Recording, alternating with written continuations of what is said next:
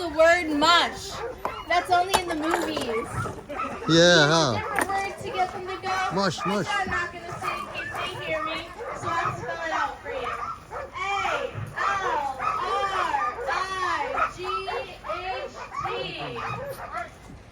He says, all right, and then they're off. And these are only 6 dogs, so you can only imagine how fast a full team of 16 would be. Mush, mush. Good job. Let's hear from the dog. Your team is 16.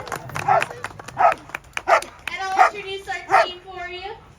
In the back, closest to the sled, we have the wheel dogs, the orange girl's Yam, and next to her is Chili. And in front of them is Albert. He's the youngest. He just turned 2. 2. And then the talker here is Bugs. The She oldest. always wants to go another round, always has something to say. And then our 2 in lead, this orange one is Squirt, and this is Hermione. And these guys have all that responsibility to navigate and take the commands for the musher.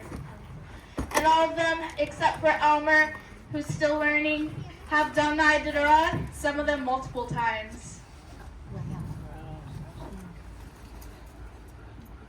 And you can see Bugs here she's just a big bowl of attitude.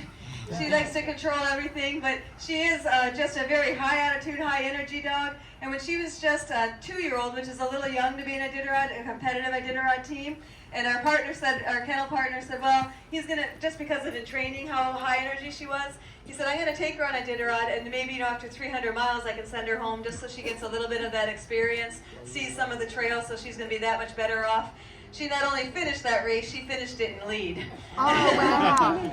She's like, don't tell me I'm not old enough to do anything. Just like children. She's 6 now.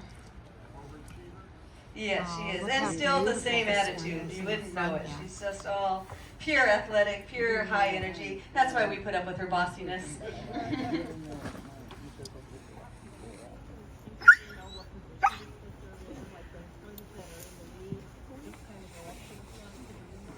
Not so much. We'll put them in there. And we try to make it so that we can arrange them all in different spots just because you're never quite sure how that team is going to end up looking.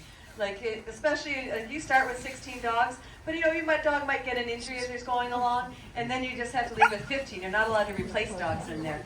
So your whole team might shift as you go along. And that is probably the best rule that Iditarod made, because of course if you get bad people in every sport, you just have someone that would just run the dogs as fast as they can and just keep putting new dogs in. When really it's just about how well you can take care of your team to make it to Nome. Question? Really, to be in the off season, we used to run a lot just to keep that in shape. I can let you go. Let him go.